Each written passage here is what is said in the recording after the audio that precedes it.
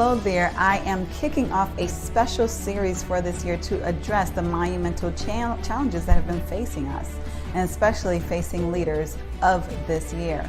Addressing diversity seems like an appropriate place to start, since many of the inquiries that I've been receiving as of late have been around that effort.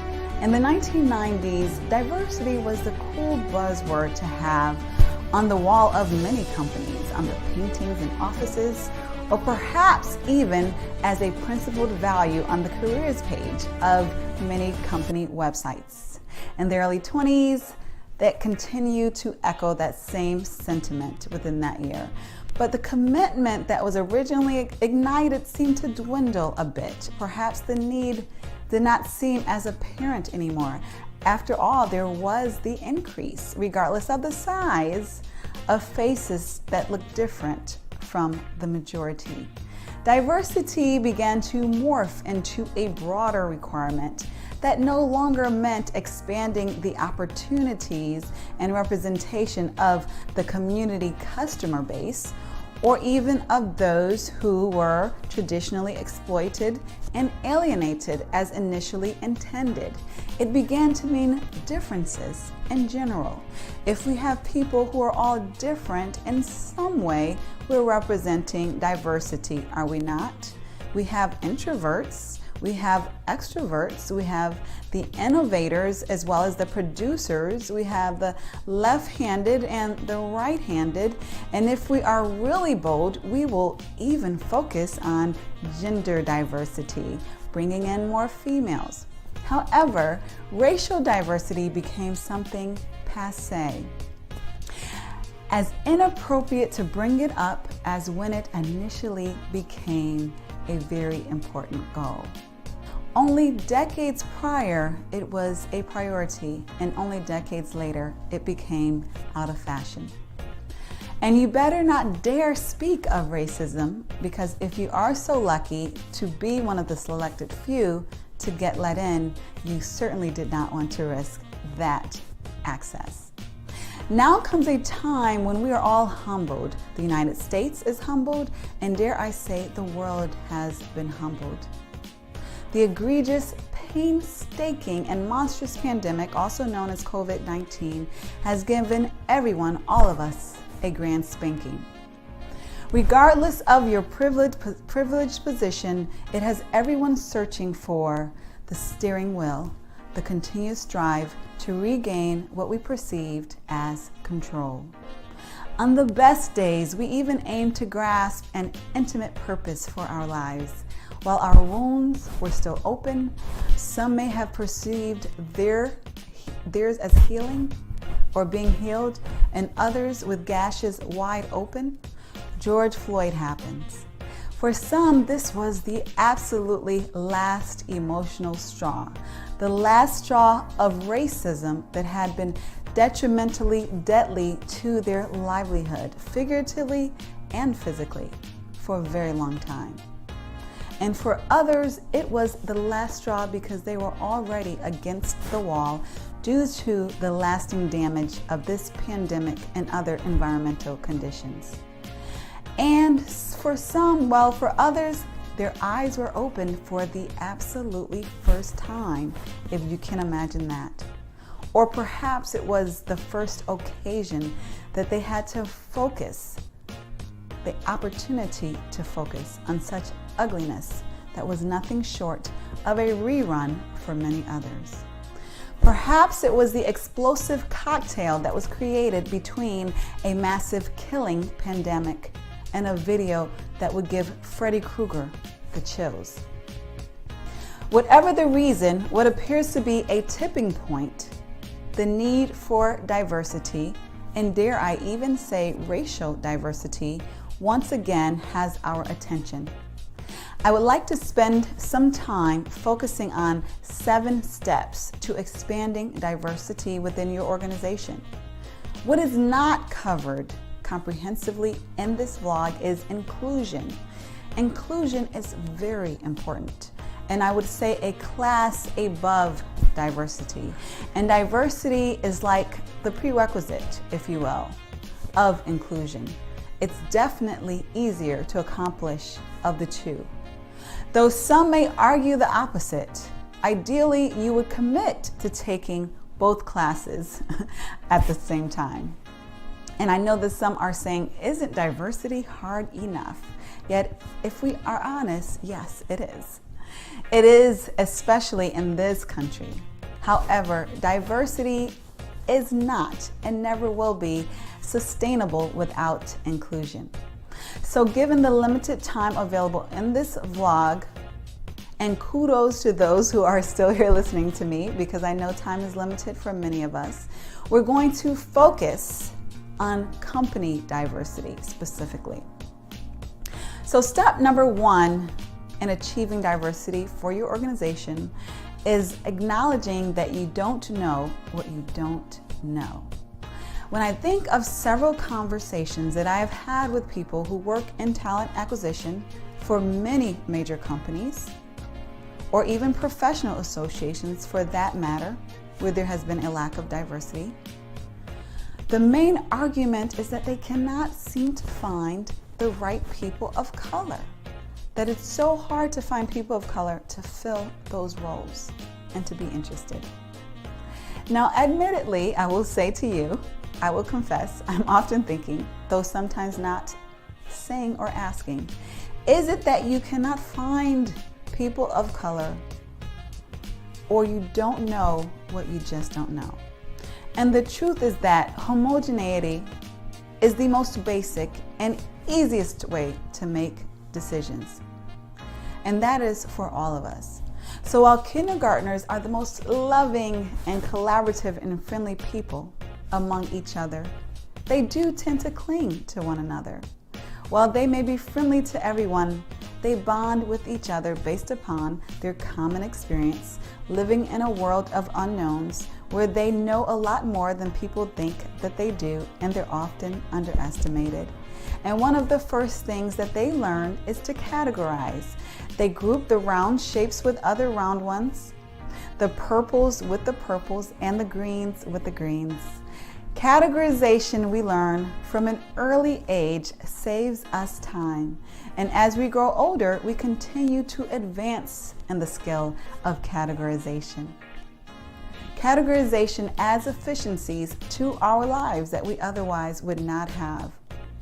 I personally have coded my closet based upon occasion, based upon the color of the material.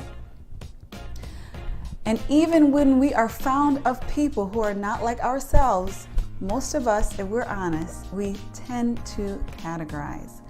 Since kindergarten, we have gravitated to those like us because it is more comfortable. And that is what we tend to do, categorize. Given that, considering the context in which we live, and I know that many people reading this blog or listening to this vlog are not in the United States. And I'm specifically referencing the United States and other countries that have been developed based upon economic racism for their foundation, and of course subsequent racial disparities. So in this context, obviously that is expounded. But we are humans, and if we are humans and of human nature, we tend to feel more comfortable around those who either share experiences with us or look like us. And it's our normal tendency to categorize them in ways that we would expect to or not expect to in a knee-jerk fashion. And so this knee-jerk reaction of categorization also is the way that we will typically hire those who are like ourselves. Why would anything more or less than that be expected? And then you put that in the context of an economically driven, racially disparaging tradition, and you have what we have today, and that is a racism pandemic in a world that may ironically deem themselves as post-racial.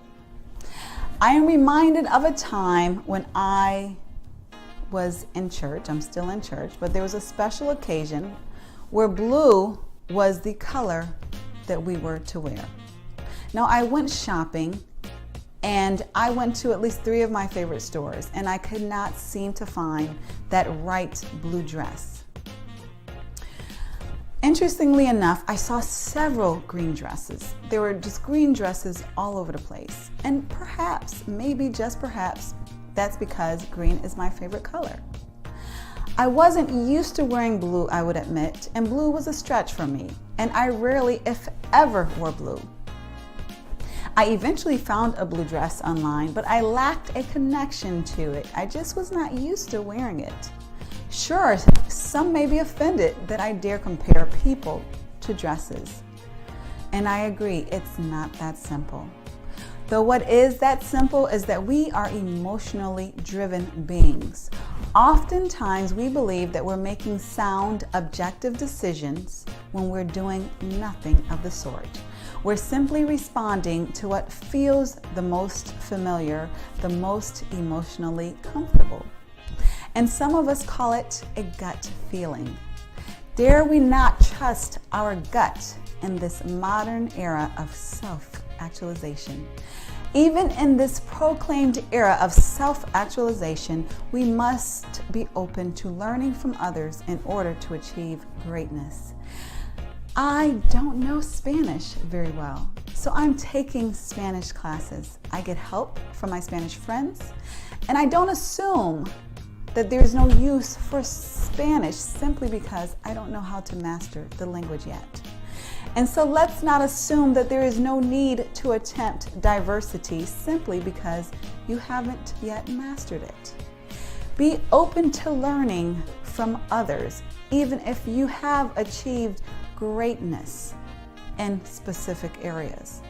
What many do not know is that diversity takes significant effort. While I love diverse environments and novel experiences, this is not the norm. Most people of all races prefer what is familiar. Familiar is more comfortable. Comfortable is convenient. And this leads us to number 2. Get comfortable with being uncomfortable. If you are genuinely desiring diversity within your organization, you're going to be uncomfortable at times. You may be uncomfortable when they have personal stories to which you cannot relate. You might be uncomfortable because they don't get your jokes. You might be uncomfortable when they disagree with your seasoned and tenured opinion. If you're at the most elementary stages of racial and cultural diversity, you may even be uncomfortable by such superficialities as the differences of foods that they eat, or the differences in their hair, and even maybe their skin. Though if you are genuinely hoping to work in a diverse work environment, you will be comfortable with your lack of comfort and with being uncomfortable until you become more comfortable. The third step, which has been implied already, is to not trust your gut. Do not trust your gut when it comes to increasing diversity within your organization.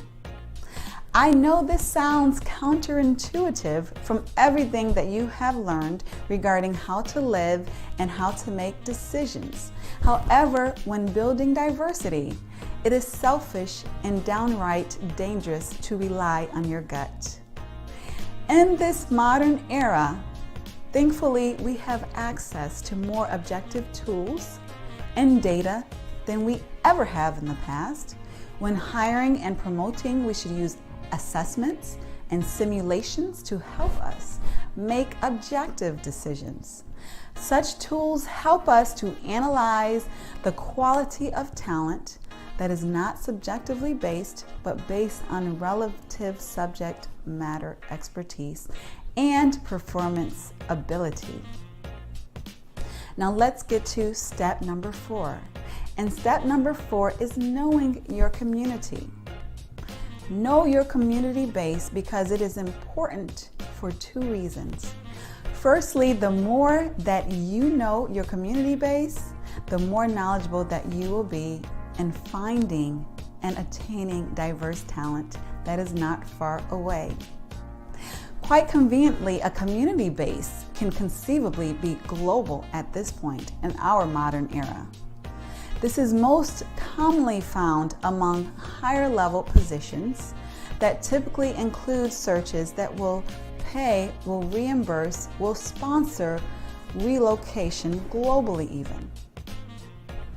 The second important reason that you want to be intimate and know your community base is because every organization should be an asset to their community. Not just a taker, but an asset.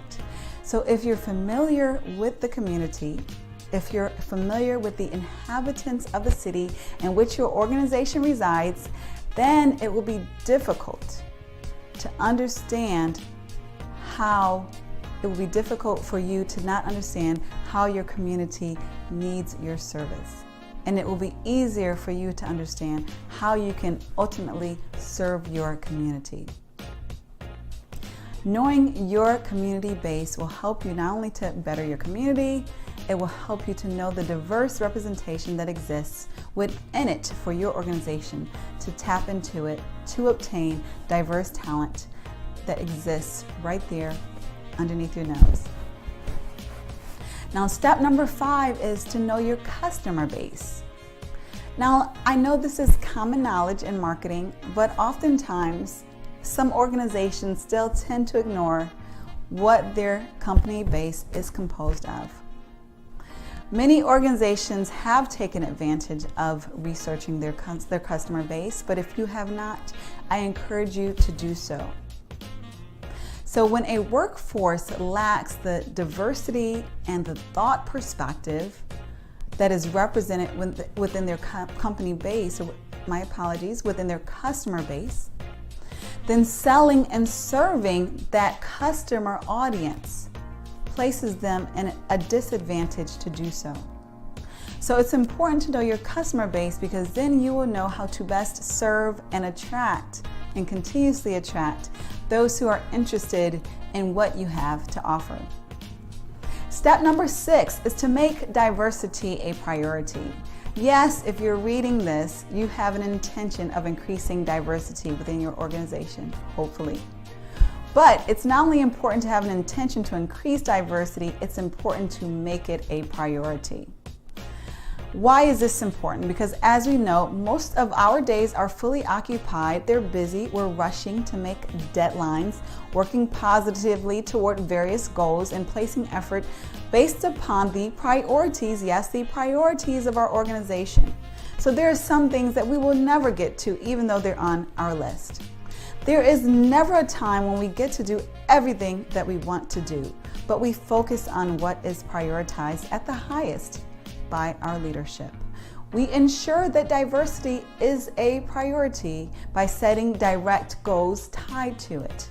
In many areas of talent and HR especially, we want to move more qualitative to more non-numerical, sophisticated ways of measuring performance.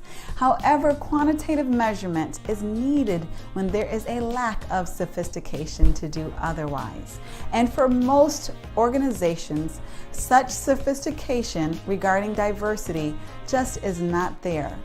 And so we still need to quantitatively measure the diversity progress. Also, dare I say, quantitative data is still king among most C-suite layers of top organizations. If diversity is a priority, then it will be measured. What is a priority is measured, and as we all know, what gets measured is what gets done. For example, in talent acquisition, are recruiters rewarded or evaluated based upon how highly they're providing diverse represented slates? Are there staff members with significant ties to underrepresented communities on the decision-making panels? Are leaders requiring a diverse representation of interviews when they are hiring? Are there active promotions and active sponsorship and mentor opportunities and programs for underrepresented groups? This helps to expand diversity, especially among the higher ranks of the organizations. And step number 7 is to be consistent. As Coach John Wooden once said, character is measured by what we do when no one else is looking. So if diversity is a real goal of your organization, then you want to institutionalize those practices far beyond what is publicly visible. But you want to communicate to your team, to your organization, that diversity is an important value of your organization. The best way to institutionalize diverse efforts is to make it a part of your traditional dashboards. When you measure quarterly the performance of your organization or your team, you can also measure hiring and retention of diverse talent bases. In addition to lag measures, you can also use lead measures that proactively link efforts to diverse outcomes, including recruitment and internal inclusion efforts. If you find this information interesting or helpful, I have a big ask for you, and that is to please share it with others, because I know that there are some people who are genuinely struggling with diversity, and I want this to be a help with them. So share with those, especially those leaders who you believe would benefit from this information, and have a phenomenal day.